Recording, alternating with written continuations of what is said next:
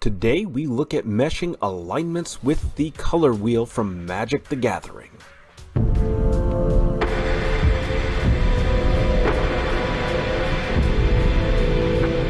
Hello everyone, and welcome back down here to the Gamer's Den with me, your host, Jordan, your master of lore and storyteller extraordinaire.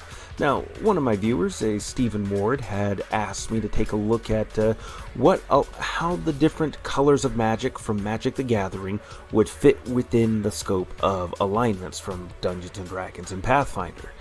And it's an interesting idea. It's definitely an interesting idea, and on the surface it might seem kind of easy. So you have white mana, which is healing, protection. It has a wide variety of creatures, but most of them tend to be on the numerically weaker side, numerically in terms of their hit points and their strength, how much damage they can deal, till you get up to angels and the like. And then you have green mana, which has a lot of really powerful creatures and some temporary buffs and enchantments that can do a lot to boost creatures and give them neat and interesting abilities for a moment. And then you have blue mana, which is a lot of enchantments, illusions, a lot of interesting effects that don't necessarily affect the other player directly, but affect their deck, their ability to play, forcing them to discard cards or even half their deck in some cases. Then red mana, which is focused on a lot of damage dealing, both sorcery spells as well as some creatures that are high on damage but low on their strength or health. And then you have black mana, which is definitely more of an asymmetrical kind of style of play, which is you have a lot of interesting creatures with interesting abilities, and some of them tend to be fairly strong, but the different spells and effects or even different creature abilities require you to either sacrifice some of your own hit points or sacrifice a creature to enact the different effects.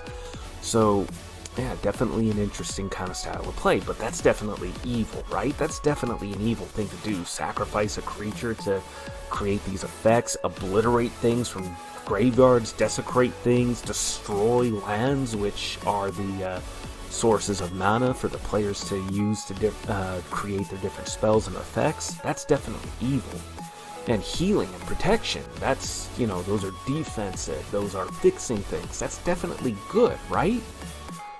Surface level? Yeah. Surface level, absolutely. But for Magic the Gathering, the different spheres of mana on the different spheres of magic on the color wheel, those are not that cut and dry. Those are tools. Those are a means to an end. Now, certainly they can have an influence and an effect, as a lot of good creatures do associate themselves with white mana. A lot of intellectual things, higher concepts, and illusory things, ghosts and certain ghosts, but they can associate themselves with blue magic. And then you have powerful creatures like giants and goblins, orcs, warriors. A lot of very strength, damage dealing oriented things go towards red, but none of those things are quite fully exactly good, lawful, chaotic, evil, or neutral. And it really depends on the setting that you're looking at, because each different cycle for Magic the Gathering has different stories associated with it. When I got started, it was the Ice Age. The Ice Age had just utterly consumed this planet, but there are these different societies that still existed, and they kept functioning. They had access to this magic, but the nature of the setting affected that magic and the creatures and everything, and it had its own particular story. And going through at different points to different stories, you see different kinds of themes and moralities and questions come into play for these different stories. And some of the settings and the stories involved is see these societies that run on white mana, all these different white magic creatures and magical effects and spells, but they're part of these incredibly oppressive and cruel societies. Cruel in the sense that, again, oppressive, fascist, all of these things. And then black mana users and creatures are the revolutionaries fighting against it, trying to destroy that order so people can be free. And red mana and creatures join them, Don't remember what green and blue were doing, but you still get the idea. Because, that asymmetrical style of play, sure, it was desperate gambits and sometimes awful things had to be done, but they were doing it in order to free people, free everybody else, because this was kind of had turned into a very bitterly awful situation. So, this can all be very, very flexible depending on what exactly is going on. Now, on the surface of it, white mana and the creatures associated, yeah, probably a lot are lawful good. You can even find some neutral good in there. You can also find lawful neutral. And you can even find lawful evil. And, well, same thing for black mana. You can find lawful evil in there, neutral evil, and chaotic evil. But you can also find them in true neutral, if they're focusing more on progress and using any opportunity available to them.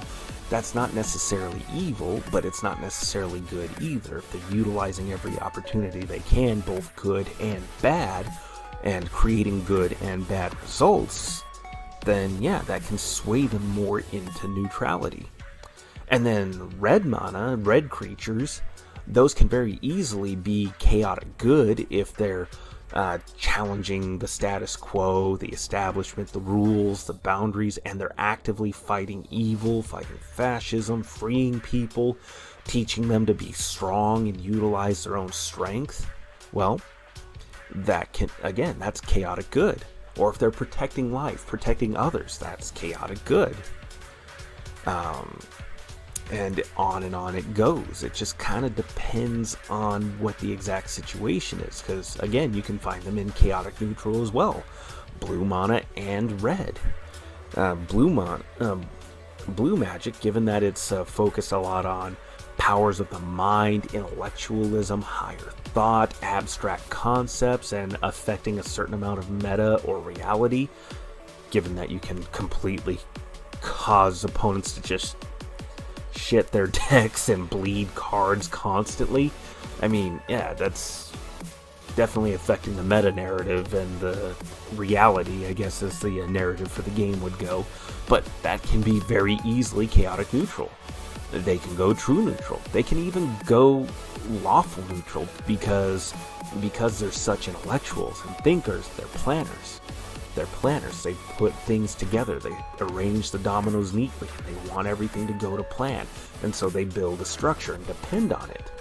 But because they're also such high intellectuals, and because they can go with these wild abstract concepts and start reshaping reality to suit their whims or needs, that can easily sway into chaotic neutral.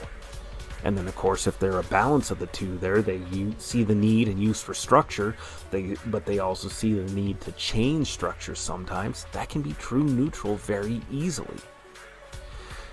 So, yeah, it's not a clear, cut and dry thing.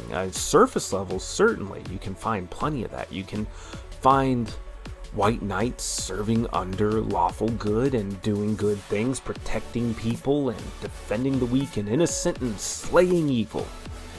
You can find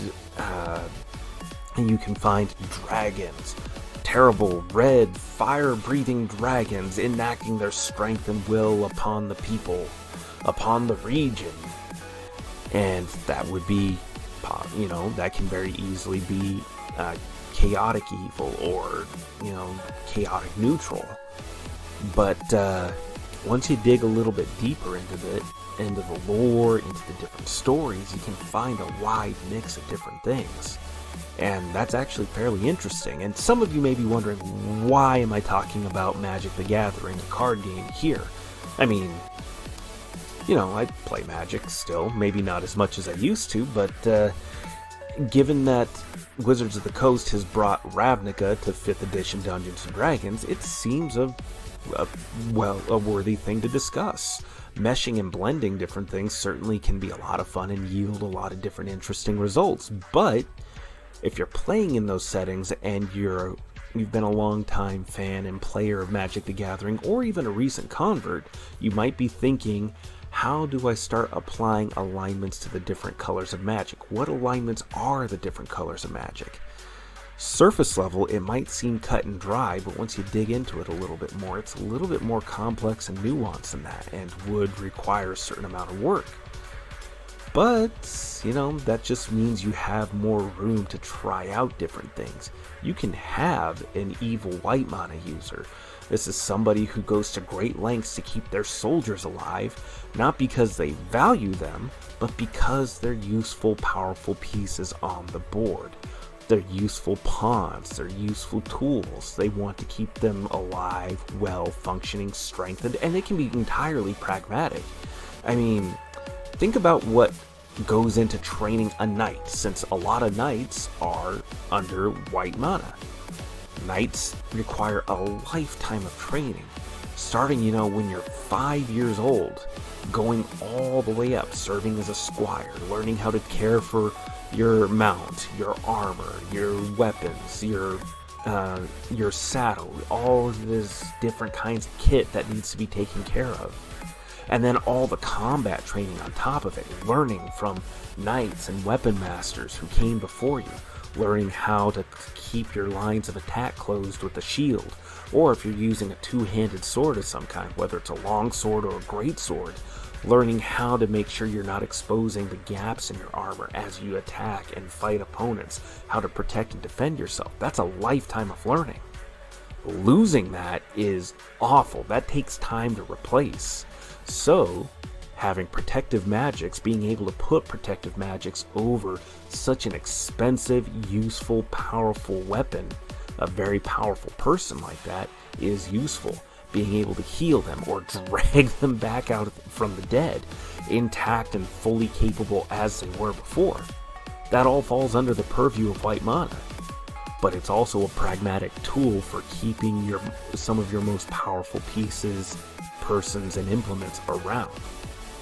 So, with that, we're going to go ahead and close out there for now. I might revisit this subject. I'm looking at probably doing a few more alignment videos here. I know I said I'd keep going with the player's guide for Pathfinder, looking at the different classes, but I've been thinking on alignments for a while, and this just seems like a good time to do it, especially with Stephen Ward's question there, which, thank you, Stephen. Absolutely appreciate it.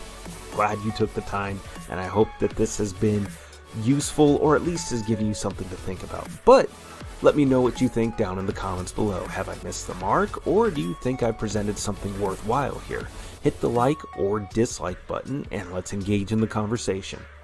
But with that said, I've been your host, Jordan, your master of lore and storyteller extraordinaire. Thank you all so very much for your time, and you have yourselves a good night.